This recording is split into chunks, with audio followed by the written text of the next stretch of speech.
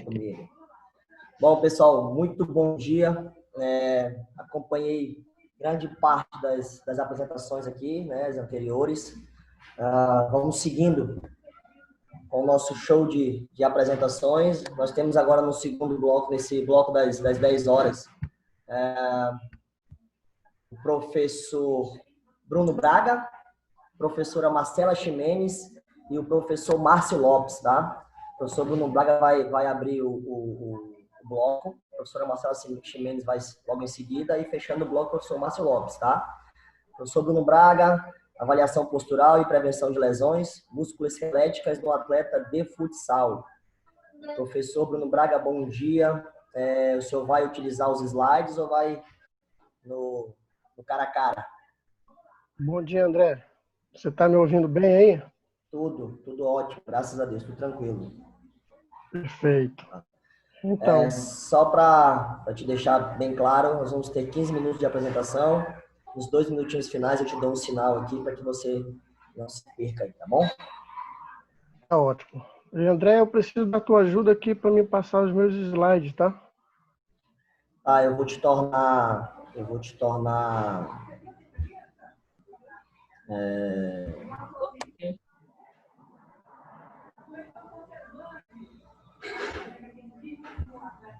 só um minuto.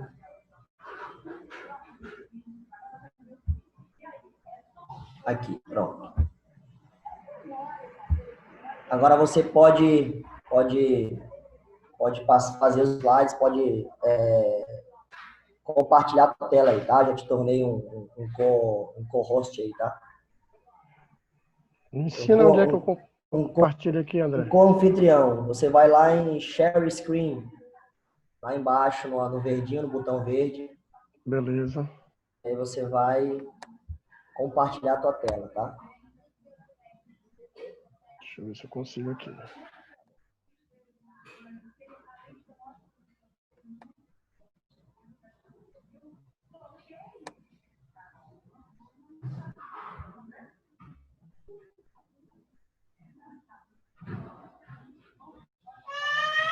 Isso aí. Aí, show de bola. Dá para ver aí? Tá tudo certo. Eu vou apagar aqui vou tirar o microfone e você fica à vontade a partir de agora.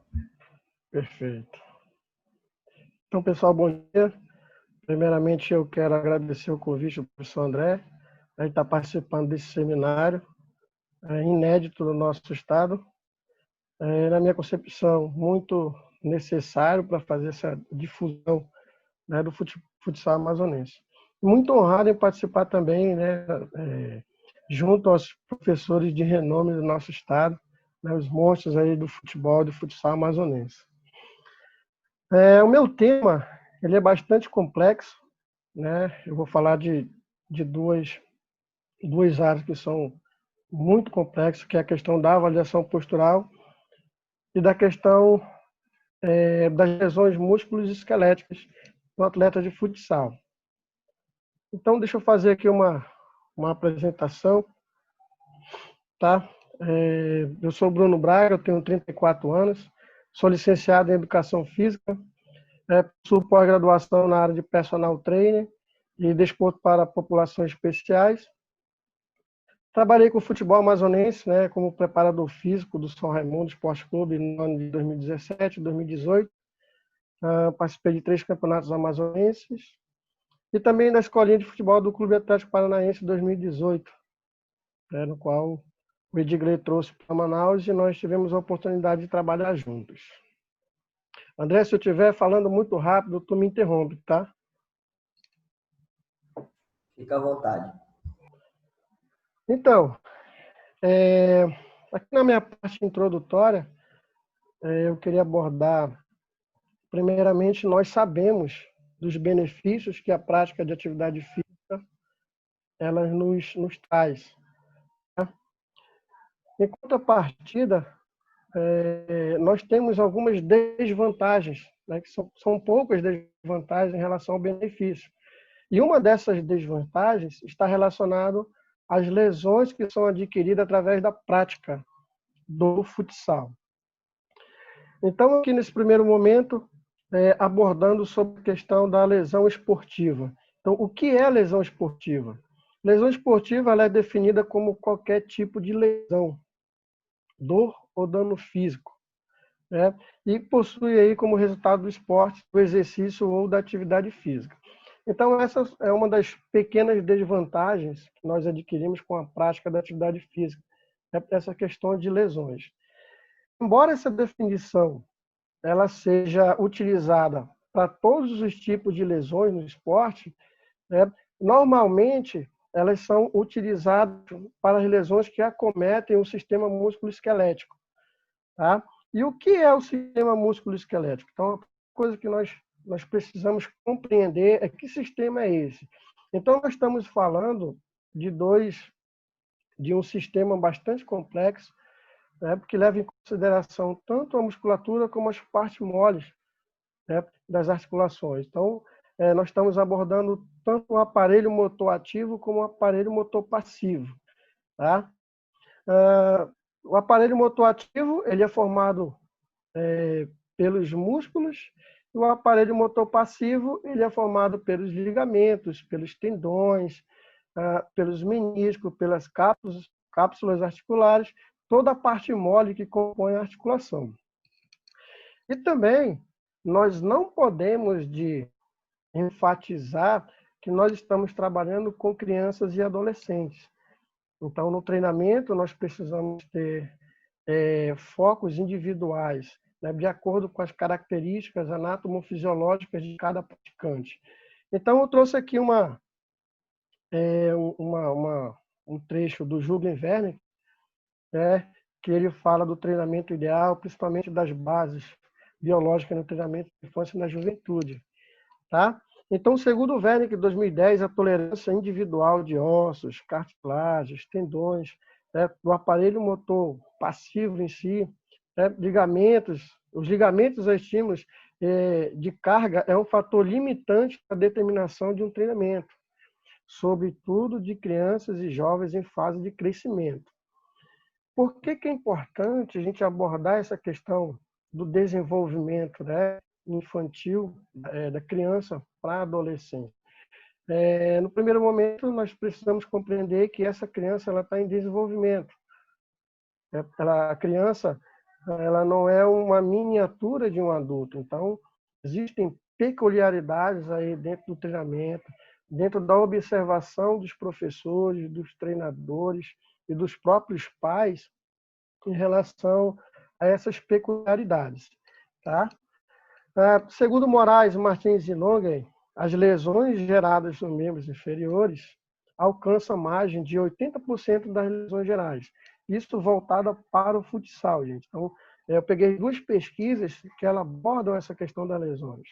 Então, 80% dessas lesões, elas são diagnosticadas nos membros inferiores. Tá? Foi encontrado nessa pesquisa grande ocorrência de lesões de tornozelos, seguida de lesões musculares de coxa, articulares, ligamentares de joelho. Então, na minha fala da questão da avaliação da postura corporal, eu estaria enfatizando principalmente os membros inferiores, tá? Os desalinhamentos, os desvios posturais que nós podemos identificar ainda nessa fase da infância.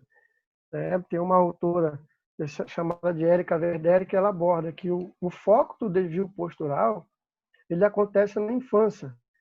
E onde tem que ser tratado esse desvio postural também tem que ser na infância, porque as partes moles, né, o desenvolvimento da criança ele ainda não ocorreu de forma significativa. Então, algumas situações nós podemos reverter ainda nessa fase da criança. Né? O objetivo principal da minha fala é que os professores se atentem mais a esse conteúdo, né, da questão avaliativa, né, principalmente postural, ainda nessa fase da infância, para que nós possamos prevenir algumas lesões que futuramente podem ser desenvolvidas.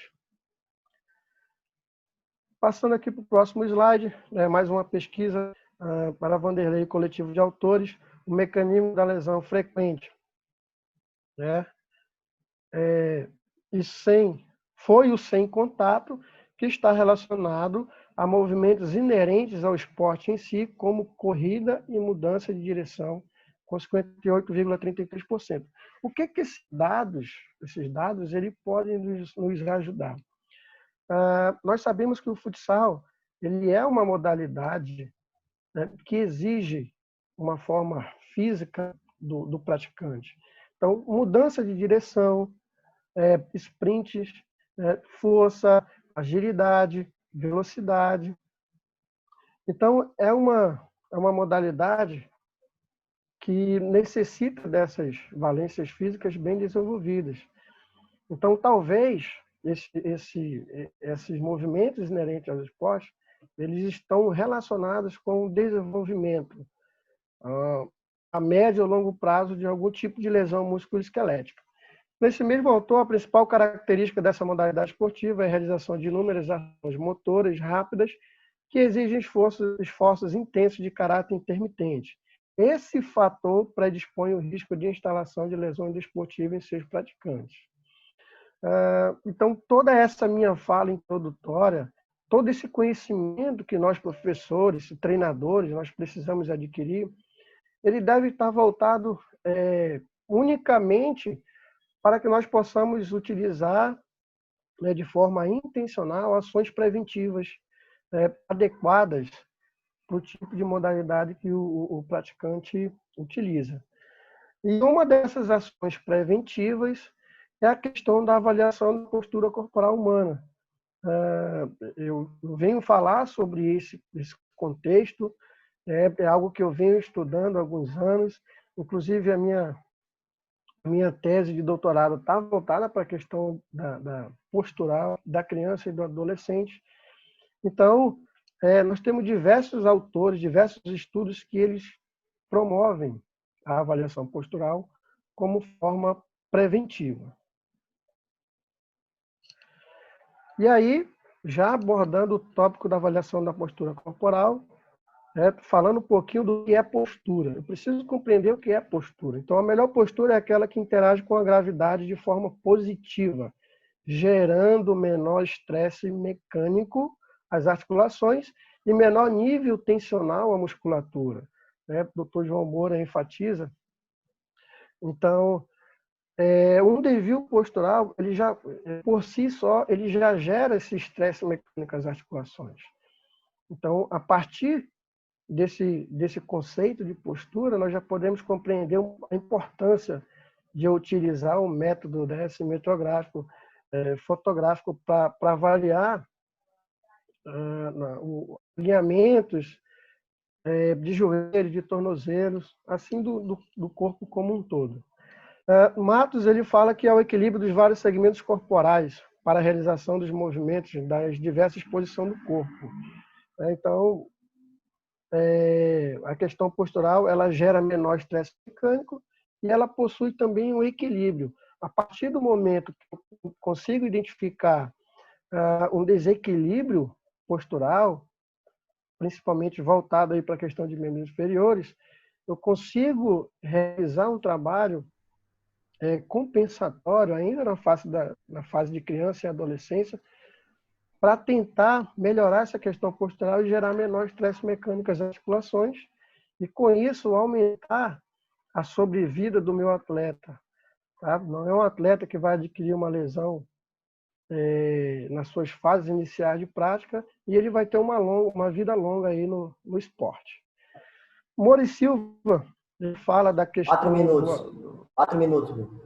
Tá. Ele fala da questão do objetivo da avaliação postural, né? Identificar precocemente desvios posturais e iniciar um programa de intervenção compensatório. Então, essa é uma das principais importâncias. Eu identifico um desvio postural, um desalinhamento postural, para eu iniciar aí um programa de intervenção precoce, ainda lá para o meu aluno não correr o risco de lesão futuramente.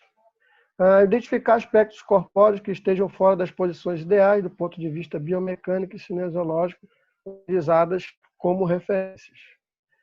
E aí a avaliação dos joelhos, nós temos alguns problemas, joelho genovaro, genoval, genoflexo e recurvado. O joelho genovaro é aquele joelho que possui a projeção para fora da linha média do corpo, causada aí pela hipertrofia da musculatura medial e pela hipotonia da musculatura lateral da coxa. Qual a importância de eu identificar esse desvio postural? Eu sei qual musculatura eu vou fortalecer, e eu sei qual musculatura eu vou trabalhar alongamentos específicos. Então, esse tipo de desalinhamento, ele promove uma sobrecarga na articulação do joelho, principalmente. Uma outra coisa que é preciso enfatizar, as literaturas elas abordam que um desvio postural ele nunca aparece sozinho, ele sempre vai aparecer acompanhado de outros. Então, a tendência do joelho genovaro, mais na frente a gente vai perceber, que é ter o pé varo também. O joelho genovalgo, ao contrário do joelho genovaro, é a projeção dos joelhos para dentro da linha média do corpo, causada aí pela hipertrofia da musculatura lateral e hipotonia da musculatura medial. Então, mais uma vez, nós temos aí um desalinhamento postural causado, na maioria das vezes, por desequilíbrios musculares. Tá? Joelho genoflexo é aquele joelho que apresenta uma flexão da articulação do joelho, tem uma limitação de extensão completa, né? Geralmente, os elementos posteriores eles possuem encurtamento, principalmente ligamentar. O joelho geno-recurvado é o indivíduo que tem o curvamento para trás da articulação do joelho, onde ocorre uma hiperextensão. Aqui nós percebemos uma frouxidão ligamentar, né? Os ligamentos posteriores eles não são fortes o suficiente para manter um alinhamento postural dos membros inferiores. E aí a avaliação dos pés, né? Plano ou chato, diminuição do arco plantar, provoca a rotação medial dos eixos tibiais e femorais, com tendência ao joelho genovalgo. Então, qual é a importância de identificar o tipo de pé, André? O calçado que eu devo utilizar, principalmente. Se é um tipo de desvio postural que é corrigido, principalmente através de palmilhas e de outros recursos. Tá? Pé cavo, aumento do arco longitudinal. Pé pronado, onde a queda medial do arco transversal, o tendão calcâneo se torna valgo. Também é importante a gente identificar. Pé supinado ao varo, onde tem a queda lateral aí do arco transversal, tendão calcâneo se torna varo. Se eu utilizar um calçado que favoreça esse desvio postural, eu vou piorar. Tá? Pé abduto, né? O indivíduo, a grosso modo falando, de pés para fora, rotação lateral do tornozelo. Pé abduto, o indivíduo anda com os pés voltados para dentro da linha média do corpo. A tendência é o joelho fazer uma rotação para a linha medial. Tá? E aqui as minhas referências. Tá, professor? Eu espero eu ter passado do tempo. Não, tudo certo. Se quiser fazer a ponderaçãozinha final, pode, mais um minutinho. Tá. Só enfatizando que, infelizmente, a gente tem pouco tempo para referenciar um assunto, né, tão complexo. Porém, eu espero ter contribuído um pouquinho com as minhas referências científicas para que o professor tenha um pouquinho mais de atenção, né, pela questão da avaliação postural como ação preventiva adequada para o seu atleta, para o seu aluno. Tá? Então, queria deixar meus agradecimentos aqui. Espero ter contribuído de forma significativa, André, para o seminário. Maravilha, professor. Mais um assunto importantíssimo, né, para a gente. E continua aí na linha. Daqui a pouco vão surgir perguntas, com certeza. E vamos já partir para o próximo, né? Professora Marcela Ximenes, muito bom dia. É mais uma honra e um prazer tê-la conosco, né? E vai abordar um assunto também importantíssimo, relevante demais, principalmente para a gente que trabalha com iniciação, né? E a palavra é sua, vai falar sobre os processos de treinamento a longo prazo no futsal. Então, eu vou te tornar aqui para que você tome as rédeas aí. Fique à vontade. A partir de agora, o tempo é seu, tá? Tudo bem, né, André? Tranquilo, tudo certo. Tá. Tudo bem, obrigada. Bom, Fique à pessoal, bom vontade. dia. Estou aqui para falar com vocês sobre o processo de treinamento a longo prazo no futsal. já é um tema que eu já venho abordando já tem uns 5 anos.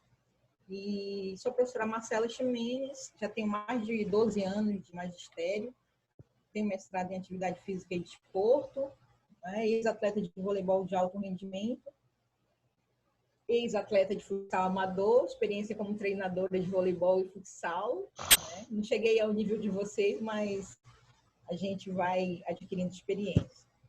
E aí o nosso semináriozinho aqui, a gente vai levar os talentos esportivos, treinamento a longo prazo, nosso conteúdo, modelo de treinamento a longo prazo, proposta de TLP para modalidades esportivas, mais específica do futsal. E aí a nossa introdução, né? A gente observa que o futsal ele tem ganhado notoriedade já há algumas décadas. E aí o Brasil ele ainda é um dos países com mais talento no futsal. Desde a transformação na Liga Nacional de Futsal mais disputada do mundo, né? Isso quem nos traz é a UEFA.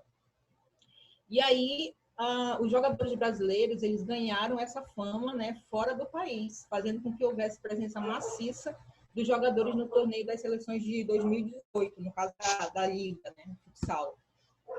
E aí o que é preciso entender, né, que o processo de treinamento a longo prazo ele precisa ser processado, analisado, né, por conta da importância desse esporte, né, principalmente por conta dessa prática para não queimar etapas nessa fase de mudança, né, maturacional.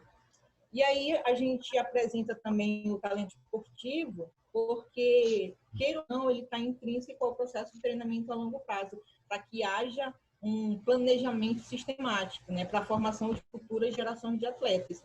Então, é necessário ter esse olhar crítico com relação a esse treino, né? E aí a gente traz aqui uma citação da Teresa Boll, que é uma pesquisadora que vem a fundo já há bastante tempo, falando sobre talento esportivo, também sobre TLP, e ela diz o seguinte, que o TLP ele tem como objetivo básico a formação desportiva de futuras gerações de atletas, né, para o desporto. E desde as categorias de base até o alto nível, desempenhando um papel fundamental no processo de detecção, seleção e promoção de talento. E aí, o que a gente observa? O futsal ele foi um desporto que sofreu grande crescimento, certo? E aí, ao longo desse tempo, vem aumentado muito a questão da pesquisa com relação ao futsal, né? A gente não encontra muitas teses, muitas dissertações, mas a gente já observa que já tem muitas pesquisas, não são muitas, na verdade, são pequenos detalhes que eles buscam por conta da dificuldade de pesquisar. E aí, o que acontece? Santos e Helles dizem que nessas últimas décadas, resultou um maior nível de competitividade, uma maior preocupação com esse processo de formação da base de futsal. E essa formação depende de quê?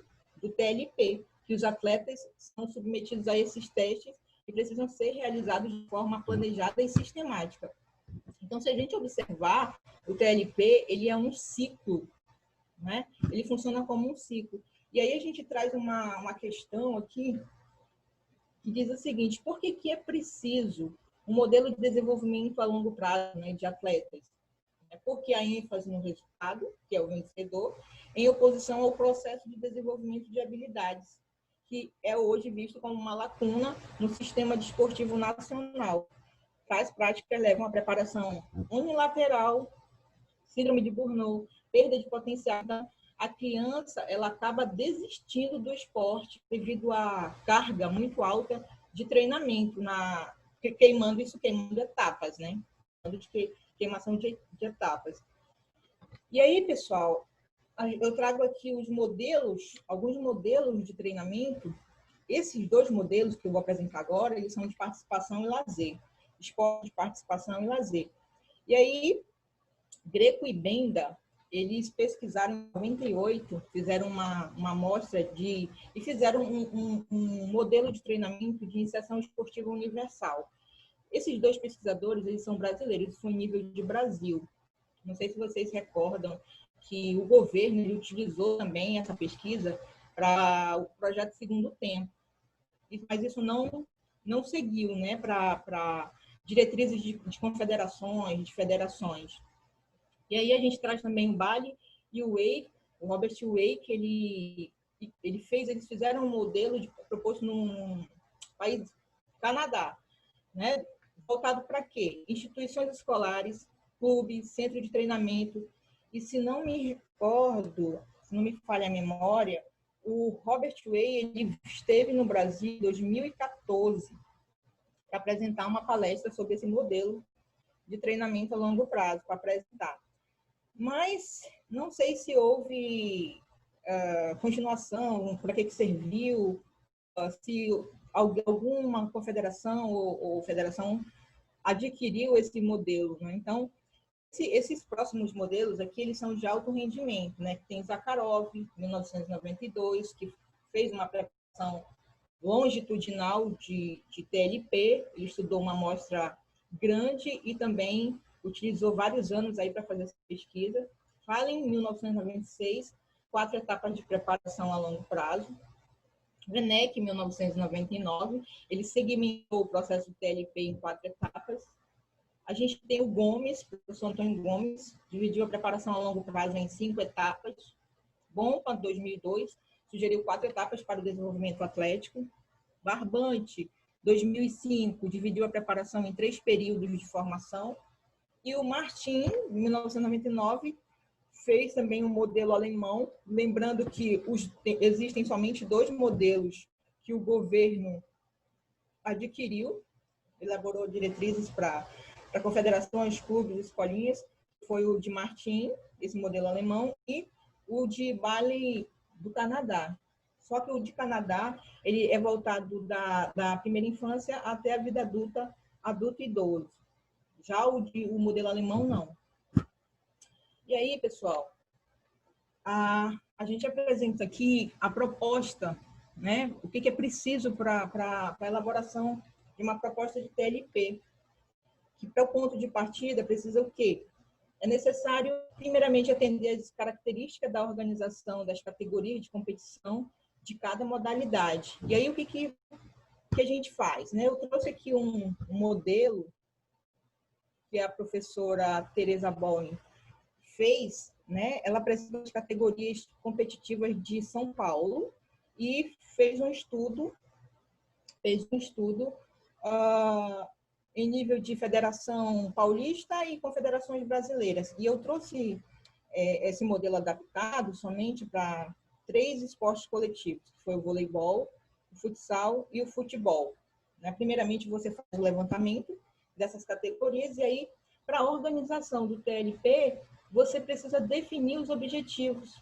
Mas, primeiramente, precisa fazer o quê? Para ter esses objetivos alcançados a longo, médio e curto prazo, né? Criar etapas, né? O sistema de treinamento, definição dos objetivos, estrutura de organização, estrutura de promoção, que é necessário promover, não somente o TLP, também os atletas, fazer um levantamento do estatuto socioeconômico dos seus atletas. Então, há uma estrutura muito grande, há um sistema que precisa ser definido. Estou falando em nível de município, de governo, né, federal, para definir diretrizes para treinadores e escolinhas em geral. E aí, o que a gente segue aqui? Né? Os níveis para a organização do TLP. Iniciação à formação básica, formação esportiva ou especialização, alto rendimento. E aí ela definiu também, ela trouxe essa aplicação prática de categorias competitivas, lembrando que a pesquisa foi de São Paulo, e ela usou o modelo alemão. Inclusive, ela fez o doutoramento na Alemanha, né, essa professora. E aí a gente enfatiza o quê? Né? O futsal, que está em amarelo, com os níveis de etapa do treinamento, que é o treinamento base, com relação às categorias sub-11, 10 a 11 anos, sub-13, de 12 a 13 anos, né? Treinamento de síntese, sub-15, 14, 15 anos, treinamento de transição, sub-17, 17 anos até os 20 anos, mais ou menos. Então, ela usou esse modelo alemão para elencar essa proposta né? Isso já foi em 2011. Inclusive, tem um livro dessa professora. E aí, o que precisa analisar minuciosamente dentro desse contexto do TLP? Período excelente do treinamento. Olha que responsabilidade do treinador. Que responsabilidade do professor de educação física. Resistência após o PVE, pico de velocidade de estrutura. Velocidade, garotos entre 7 e 8 anos, primeira janela. Ah, professora, mas a senhora está falando aí que o modelo alemão não é de 7 a 8 anos. Sim, ele é a base. Eu trouxe aquele modelo para futsal, que a partir daquela idade que você começa aquele tipo de treinamento básico. Isso não quer dizer que você vai trabalhar a primeira janela com crianças de 7 a 8 anos. Certo, pessoal? Então, aí, força, garotas entre PVE e MENAR, primeira menstruação. Garotos de 12 a 18 anos, após o PVE, após o pico púbere. Coordenação, 9 a 12 anos. Garotas, 8 a 11 anos. Flexibilidade, 6 a 10 anos. Quer dizer, há uma sensibilidade, tem que saber fazer a avaliação dessas crianças que participam de escolinhas, de centros de treinamento, nas escolas. E aí a gente observa que para a gente conseguir, né, para nós conseguirmos fazer um modelo bem planejado, sistemático, é necessário fazer essas diretrizes, né, que precisam ser elaboradas pelas confederações, são fundamentadas no sistema de TLP e proposto e desenvolvido pelo órgão federal responsável, como eu falei anteriormente, né, que esse modelo seria o alemão. Depois seriam divulgadas para federações, clubes e técnicos de cada modalidade, dos quais podem desenvolver seu trabalho de acordo com sua realidade, né, com suas diretrizes. Então, tem que haver um caminho para você fazer o treinamento a longo prazo, para você seguir a proposta de treinamento e estudar a sua amostra, estudar o seu público. Porque não é somente você lá e chegar lá, aquele menino ali, ele é baixinho. Aquele outro é alto, aquele ali dá para o cabeceio. O outro é mais ágil, então ele dá para a corrida. Então, você precisa fazer uma análise minuciosamente do seu público. Você precisa estudar para saber qual é o nível que está a tua criança, o teu atleta. Não é somente você colocar, vai participar da competição porque o pai quer que participe da competição. Não é assim, pessoal. Então, tem que haver um estudo, você tem que realmente estudar, tem que ler, tem que saber, o treinador tem que saber esses detalhes com quem está lidando. Ainda tem a questão dos pais, né, como eu falei. Então, se você queima essas etapas... Quantos minutos, André? 2 minutos, 2. Então, quando você queima essas etapas, você acaba fazendo com que a criança tenha uma sobrecarga de treinamento. O paizinho dela vai ficar feliz. Sim, mas se você tem conhecimento, se você analisa a sua amostra, se você tem um período que faz testes, você tem que saber lidar com essa situação para a criança não queimar essas etapas de treinamento, se cansar, porque muitas vezes não chega nem a alto nível, acaba desistindo, ok? Então, aqui eu deixo aqui uma questão norteadora importante para o público que está nos assistindo, né? Será que é possível propor um modelo genérico de TLP para a nossa realidade, né? Quais são as suas limitações, as nossas limitações? Né? Então, assim, a gente acaba instigando essa situação porque a gente está observando o nível que está o futsal, o nível que está o voleibol, o nível que está, por mais que sejamos campeões em voleibol mundial, a gente não tem um modelo de treinamento, a gente não segue um modelo de treinamento. E o futsal, cada um faz o que estudou.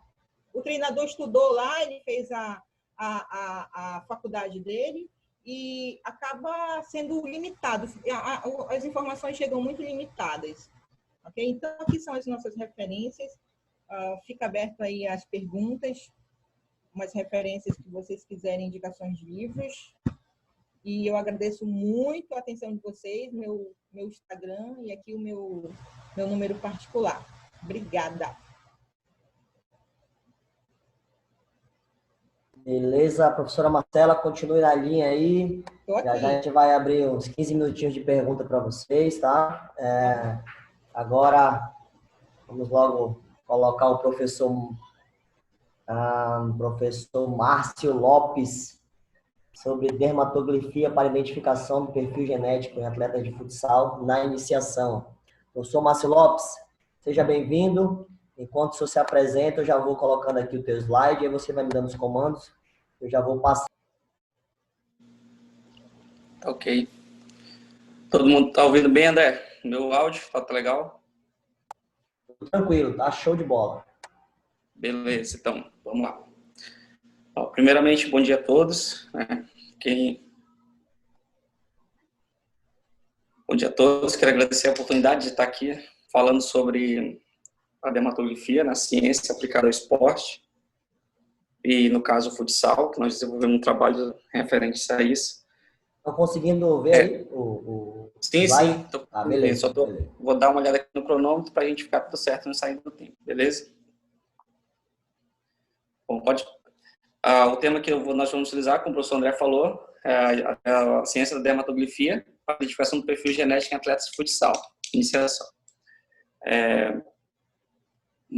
Pode passar para o seu próximo slide. Tem uma breve apresentação aí para quem não me conhece ainda, né, que trabalho há pouco tempo com futsal. Estou desenvolvendo esse trabalho no futsal há apenas 3 anos. Sou formado em licenciatura e bacharelado em educação física, especialista em futebol e futsal e também personal trainer. E um pequeno histórico de esportivo, eu coloquei onde iniciei, como eu fui ex-atleta, uma carreira bem curta, né, com 20 anos já havia parado, foi quando eu, para não sair de dentro do esporte, né, da paixão pelo futsal, pelo futebol, eu decidi estudar. Eu queria muito ser treinador de futsal, desenvolver uma metodologia no futsal, só que para isso eu não quis entrar só com a minha experiência de atleta, eu busquei estudar, né, qualificar. A professora Ronelli aí é uma prova que eu só entrei no futsal quando realmente achei que estava apto para desenvolver. Fui buscar qualificações profissionais sempre, como ainda estudo ainda. Comecei lá no Instituto São José, nas categorias de base. Passei pelo São Raimundo na preparação física, no corpo técnico, como preparador físico na escolinha de base de São Raimundo, com o professor Donizete, que inclusive está aqui nos acompanhando. Já agradecer a presença também. Tive a oportunidade em 2018 de dirigir um primeiro clube de futsal adulto aqui na Série Ouro, no Campeonato Amazonense. Hoje em dia eu trabalho na Escola de Futebol e Futsal do Santos, na franquia de Manaus, e já estou desenvolvendo esse trabalho lá há 2 anos, especificamente no futsal, né? E também trabalho como treinador na equipe adulta do Mônaco JT de futsal, que está disputando a primeira competição de Série Ouro, no caso está iniciando hoje, né? A competição na Série Ouro. Pode passar, professor, por favor. Então, vamos lá, explicar rápido, tentar resumir, né, de uma forma bem simples para que todo mundo possa compreender o que é a ciência, o que é a dermatografia, né, e como ela pode ser utilizada dentro do treinamento esportivo. A dermatografia é um método russo, surgiu na Rússia e foi trazido ao Brasil pelo professor Dr. José Fernandes Filho, da Universidade Federal do Rio de Janeiro, no ano de 1997. Né. A dermatografia, a princípio, ela é utilizada muito pela polícia, pela detecção de dados digitais, dos indivíduos, e também na área da saúde, onde era utilizado para detectar alguns tipos de patologias, como síndrome de Down, por exemplo. E chega no Brasil em 1997, através do professor Dr. José Fernandes, e foi implantado foi trazida para dentro da educação física e, consequentemente, dentro do esporte. Como é que nós conseguimos fazer a leitura, a análise feita com base nesses 3 tipos de desenho que vocês estão vendo no slide, que são arcos, esse tipo de desenho digital que é uma espécie de uma onda que não possui nenhum tipo de delta, né? E na sequência vocês vão saber o que significa o delta. Outro desenho predominante nas nossas digitais é a presilha, que possui um delta, que está representado pela letra L. O verticilo é representado pela letra W, onde possui 2 tipos de deltas em um desenho da digital, essa espécie de roda-moinho. Esses 3 tipos de desenhos são existentes nas nossas digitais. Como é que nós fazemos a leitura dessa análise?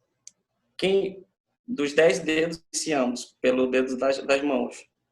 Do lado direito, D1 ao D5, e do lado esquerdo, D6 ao D10. Esse é o tipo de leitura que nós vamos fazendo. Se o indivíduo possui esse tipo de desenho arco, ele possui muita força, ele tem capacidade predisposta, né, de possuir muita força, porém baixo nível de coordenação motora. Se ele possui predominância de presilha, ele possui velocidade e explosão. E se ele tiver a predominância de desenho de verticílio, ele possui força, velocidade e resistência, né?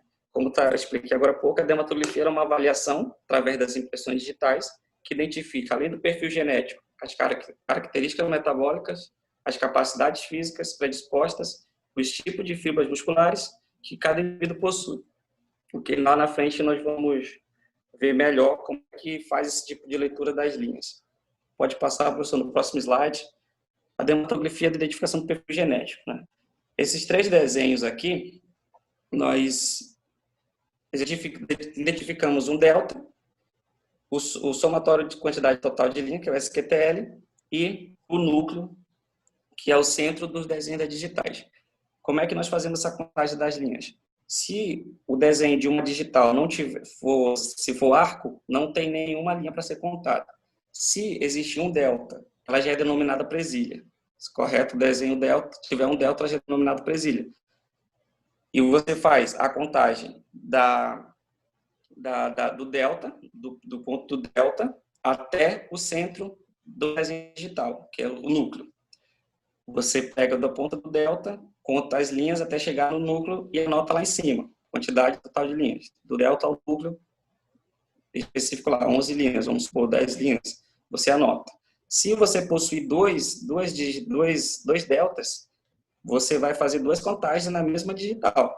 Do início do delta ao centro, você conta e anota as quantidades de linhas. Do segundo delta, do outro lado, você conta da ponta do delta até o centro do núcleo.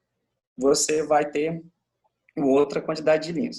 No final, você faz o somatório total das linhas, né, que vocês vão saber agora, nesse próximo slide, o porquê da quantidade total de linhas ser elas que vão identificar as características e o perfil genético do atleta, do aluno, né? Aqui nós temos essa tabelinha, conforme eu falei, fibra branca, tipo 2, e fibra vermelha do tipo 1. Se o indivíduo possuir mais de 7 presilhas de desenhos digitais dele, dos 10 dedos, ele possui uma predominância maior que 7 e menor que 3 verticílios, arcos tiver de 1 ou mais arcos, e o somatório de linhas for de menor que 130, ele possui a capacidade de fibra tipo 2, correto? E se ele possuir um número menor de presilhas, um número maior que 4 verticílio, e não tiver nenhuma presença de arco, e o somatório de linha dele for maior que 130, o número de deltas for a maior que 12, ele tem possui fibra tipo 1. E também lá embaixo do quadradinho que nós temos aqui especificado, ele está de lá a capacidade aeróbica que possui quem possui fibra branca, né, tipo 2. A capacidade anaeróbica, velocidade, força, potência e alguns exemplos aqui que ele colocou, prova curtas e musculação. Se o indivíduo possuir fibra tipo 1, fibra vermelha, ele possui resistência, coordenação motora e tem uma capacidade predisposta para praticar provas longas. Isso é apenas um dos exemplos, né? Esse quadrado aqui, esse gráfico, nós detectamos numa pesquisa que nós fizemos com um atleta de futsal que eu tinha, e ele era portador de diabetes tipo 1, né?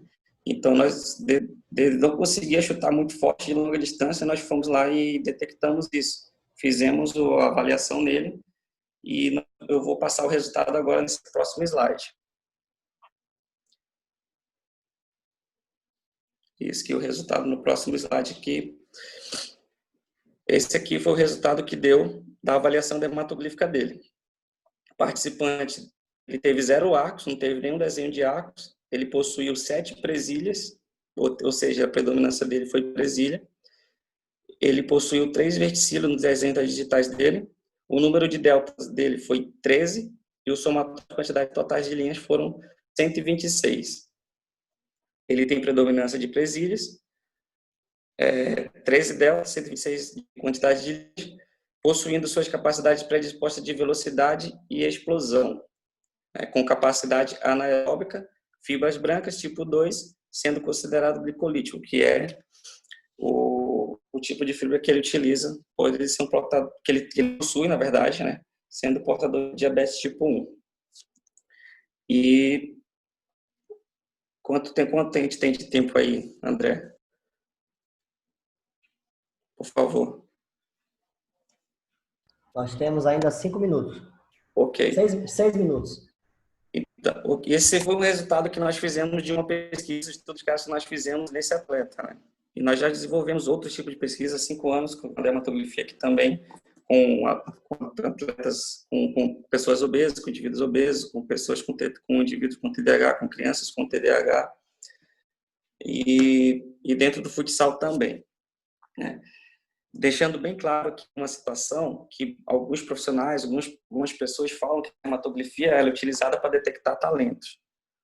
Existe uma grande diferença isso não é uma verdade, né? A dermatografia é uma ferramenta, um instrumento que o profissional tem de fazer a sua avaliação, saber qual é o perfil genético do atleta, né? Qual é o perfil genético do indivíduo, e a partir daí ele tem um direcionamento para prescrever o treinamento do atleta, correto?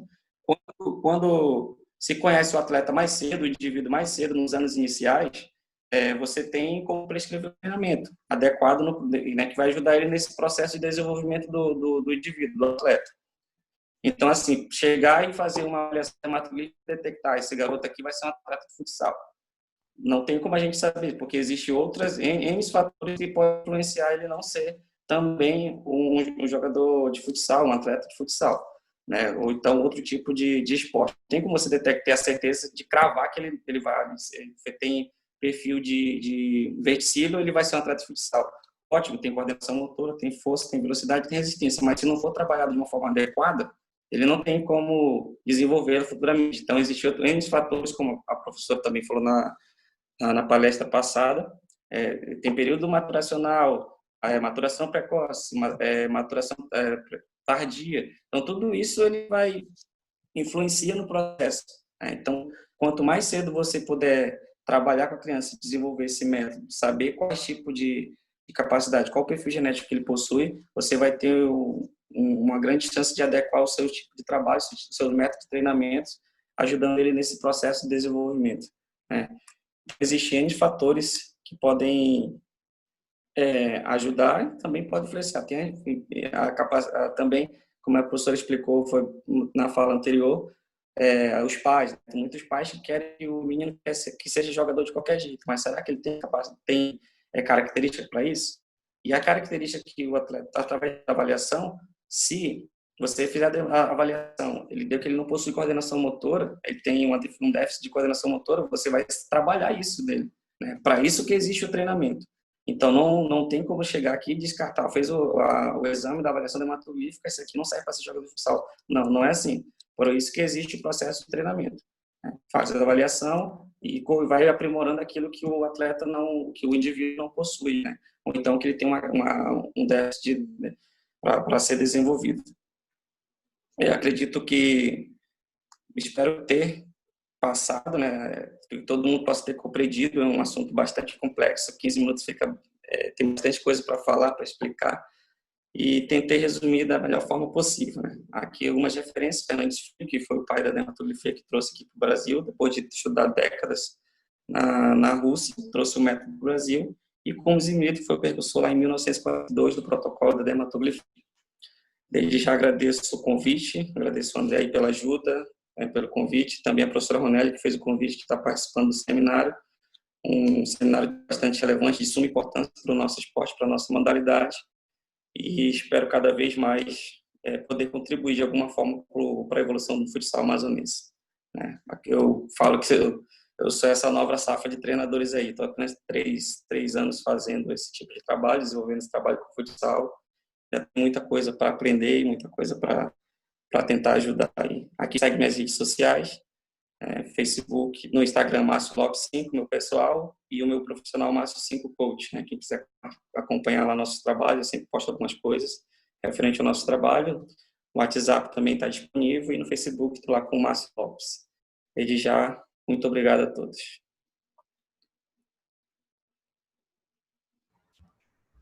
Vamos lá, pessoal. Professor Márcio, muito obrigado. Vou ligar minha câmera. Muito obrigado. Desculpem. Deixa eu ver se eu consigo. Vai ficar pior, né? Obrigado por todos os professores do bloco, professor Bruno Braga, que é meu mentor, né? O cara da faculdade que eu admiro muito, é um cara que me faz estudar até hoje por conta do seu exemplo, não por conta de ficar me enchendo o saco no WhatsApp, é por conta do seu exemplo mesmo. É um cara que me faz buscar conhecimento. A professora Marcela Ximenes, nos conhecemos há pouco tempo, mas também tem uma admiração muito grande. O professor Márcio Lopes, um tema muito relevante. E agora, com 15 minutos, a gente abre o bloco de perguntas. Quem se sentir interessado, aguçado a fazer alguma pergunta, por favor, esse é o momento.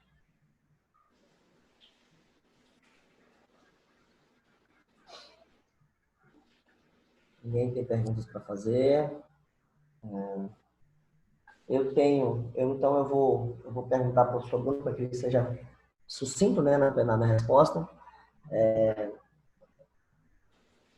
Como é que você enxerga... Tem no chat comentário aqui. Tem no chat, cadê? Deixa eu ver aqui. Marcleis, né? Marcleis falou aqui em relação ao trabalho da professora Marcela. Primeiro tem o professor Bruno, né? Muito bom, professor Bruno. O seu estudo é muito relevante. Existe muito isso entre os atletas. Sou professor de educação física. Acredito que poderia ajudar muito meus alunos. Queria poder fazer de alguma forma, fazer de forma correta essa avaliação e fazer a correção. Se puder me dar umas dicas aí, agradeço muito. Aí, professor Bruno. Trabalho para você aí, para estreitar os laços com o pessoal relacionado ao futebol, ao futsal. Vamos. Professora Marcela, muito interessante. Você é fera. Professora Ximenes, achei muito interessante sobre os seus estudos e experiências. Quero começar um projeto de futsal. Você falou sobre desistência do atleta sem antes de chegar ao alto nível. Queria poder me programar mais sobre isso, pois queria deixar as aulas atrativas. Eu já vi muito essa desistência em outros times. Bacana. É muito recorrente, né?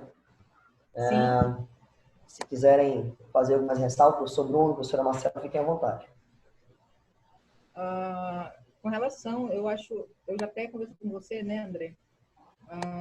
Sobre visitar a tua escolinha lá. Inclusive, isso daí eu estava morando em Itacoatiara, né? E aí eu acabei, com essa pandemia, tendo que estudar fora, eu acabei agora voltando para Manaus. Mas já morei em Manaus há tem uns 14 anos. E aí, conhecer essa realidade das escolinhas, dos centros de treinamento, porque já faz um bom tempo, né, que desde a minha graduação que eu conheci aí o CETARA lá da Vila Olímpica, eu já fiquei assim muito distante de Manaus e hoje já estou voltando a conhecer a realidade, né, inclusive conhecendo aí a professora Roné, fazendo um trabalho espetacular, você também, sendo treinador também de uma escolinha, e eu acho isso muito interessante. E eu quero estreitar esses laços, né, com vocês aí, fazer pesquisa mesmo, convidá-los a fazer pesquisa e mudar essa realidade, porque vocês já estão mudando, nós já estamos mudando essa realidade com esse seminário, apresentando. Você não sabe o quanto eu recebi de mensagem de parabéns da equipe de vocês que estão elaborando. Professora, seminário amazonense, foi para o Sul, a galera que a gente conhece fora também, né? Europa, a gente divulgou. E aí a gente vê o quanto as pessoas gostam de conhecimento, né? O quanto elas querem apresentar, entender e participar. Né? Eu estou recebendo aqui as mensagens da galera lá do Sul que está assistindo o seminário e a gente observa só realmente quem está participando, quem quer estudar. Então, eu tenho o meu WhatsApp, eu acho que está no meu Instagram, meu contato todo está no Instagram, eu sou muito ativa nas redes sociais, eu gosto de divulgar muito conhecimento. E acompanho também os meninos aí, o Matheus, a professora Ronélia, a professora André, a galerinha. Então, fica aqui a minha informação, a minha resposta para o Marclês, né? Se eu puder ter uma oportunidade de contato com ele, a gente agradece. Eu estou aí à disposição, tá? Beleza, então fica aí a dica para vocês, se querem ter mais contato com o professor Bruno Braga, a professora Marcela Ximenes. E surgiu uma perguntinha aqui para o professor Márcio, bem rapidinho, que nós estamos estourando tempo. Se a dermatoglifia serve para detectar a habilidade dos atletas adultos. Sim, sim. É um tipo de trabalho também que a gente desenvolve, né? As digitais, elas não mudam, elas são geneticamente, são perfis genéticos, né? Não mudam. Então, nos adultos, a gente pode desenvolver, sim, é feita a avaliação e vai ter o perfil genético do atleta, de qualquer forma.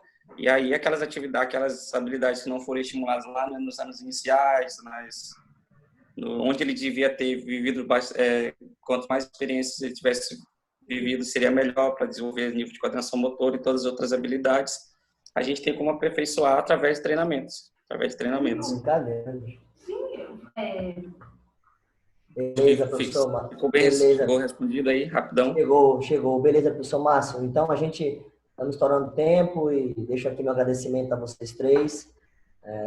E espero que vocês fiquem ligados no restante, que vem muita coisa boa aí.